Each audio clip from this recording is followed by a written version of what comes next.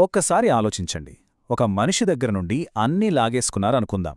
వాళ్ళ ఉద్యోగం, డబ్బు, ఇల్లు, చివరికి వాళ్ళు అనే స్వేచ్ఛ కూడా. కాని ఒక్కటి మాత్రం వాళ్ళ నుండి ఎవ్వరూ ఎప్పటికీ తీసుకోలేరు.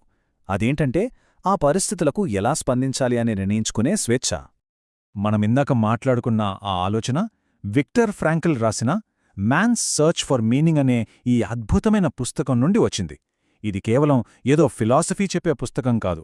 ఇది జీవితంలో ఎలాంటి కష్టం వచ్చినా తట్టుకుని నిలబడటానికి ఉపయోగపడే ఒక సర్వైవల్ మాన్యువల్ లాంటిదన్నమాట. సరే, ఈ ప్రయాణంలో మనం ఏం తెలుసుకోబోతున్నామో చూద్దాం.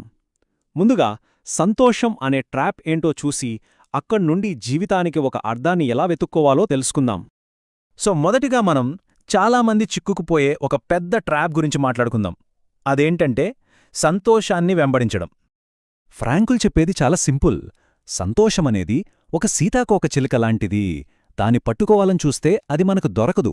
కాని మన పని మనం చేసుకుంటూ పోతే అదే వచ్చి మనమీద వాలుతుంది. అంటే మనం అర్థవంతమైన జీవితాన్ని గడిపినప్పుడు సంతోషమనేది ఒక సైడ్ ఎఫెక్ట్గా అదే వస్తుంది. అందుకే మన లక్ష్యం సంతోషం కాదు, అర్థవంతమైన జీవితం. ఇక్కడ చూడండి, ఇద్దరు వ్యక్తులున్నారు.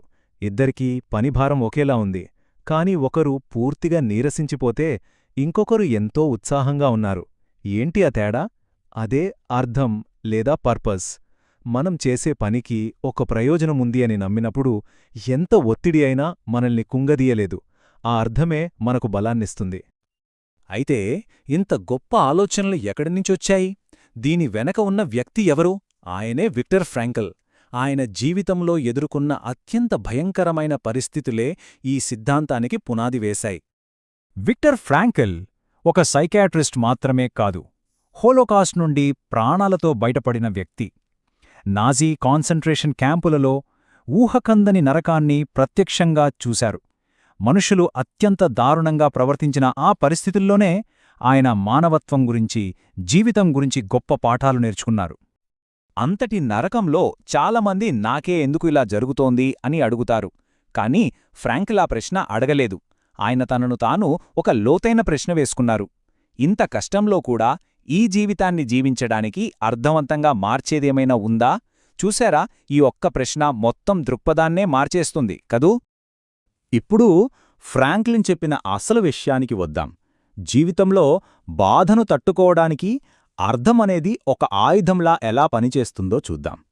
ఆ క్యాంపులలో ఫ్రాంక్ల్ ఒక విచిత్రమైన విషయం గమనించారు. అందరికీ ఒకే రకమైన ఆకలి, ఒకే రకమైన బాధ.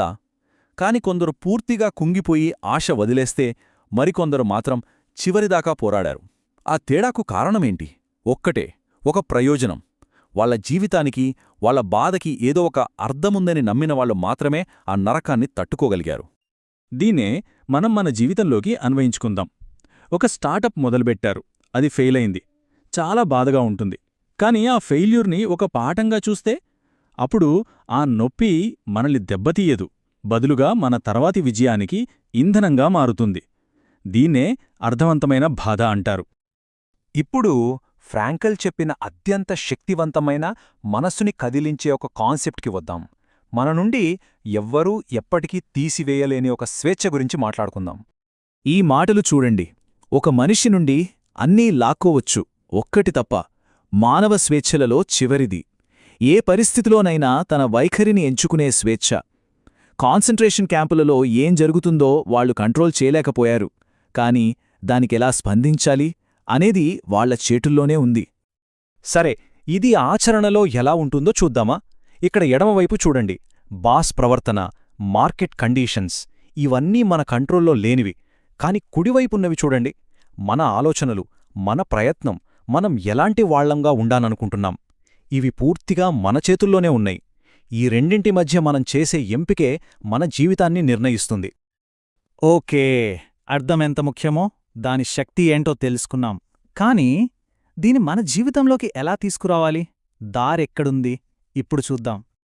దీనికి ఫ్రాంక్లిన్ 3 దారులు చూపించారు. మొదటిది పని. అంటే మనం చేసే పని ద్వారా ఈ ప్రపంచానికి ఏదైనా విలువైనది ఇవ్వడం. రెండవది ప్రేమ. అంటే ఒక వ్యక్తిని కాని, ఒక ఆశయాన్ని కాని మన ప్రాణం కంటే ఎక్కువగా ప్రేమించడం. ఇక మూడవది మరియు చాలా ముఖ్యమైనది ధైర్యం, అంటే తప్పించుకోలేని కష్టాలను మనం ఎదుర్కొనే విధానం. ఈ 3 మార్గాల వెనుక ఉన్న అసలైన సూత్రమేంటంటే బాధ్యత. జీవితం మనల్ని నిరంతరం ప్రశ్నలడుగుతూ ఉంటుంది. ఆ ప్రశ్నలకు మనం బాధ్యతగా సమాధానం చెప్పినప్పుడే మన జీవితానికి అర్థం వస్తుంది.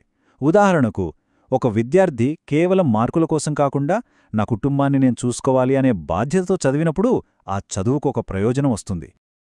సరే, ఇప్పటిదాకా మనం నేర్చుకున్న ఈ శక్తివంతమైన పాఠాలన్నిటినీ ఒక చోట చేర్చి మన పర్సనల్ సర్వైవల్ కిట్ను సిద్ధం చేసుకుందాం. చివరగా మనం గుర్తుంచుకోవాల్సినవి ఇవే. 1. సంతోషం వెంటపడొద్దు, అర్థం కోసం వెతకండి. 2. జీవితంలో బాధ తప్పదు, కానీ దానికొక ప్రయోజనాన్ని జోడించండి. 3. పరిస్థితులు మన చేతిలో లేకపోయినా మన స్పందన ఎప్పుడూ మన చేతిలోనే ఉంటుంది. ఇవన్నీ బాధ్యత తీసుకోవడంతోనే సాధ్యమవుతాయి. ఈ సూత్రాలే మనల్ని ఏ కష్టంలో అయినా నిలబెడతాయి. ఈ విశ్లేషణను ఒక ప్రశ్నతో ముగిద్దాం. ఫ్రాంక్లీ చెప్పినట్లు జీవితం మన నుండి సమాధానాలు కోరుతుంది. కాబట్టి ఒక్క క్షణం ఆగి ఆలోచించండి. ప్రస్తుతం మన జీవితం మనల్ని ఏ ప్రశ్న అడుగుతోంది? మరి దానికి మనం చెప్పబోయే సమాధానమేంటి?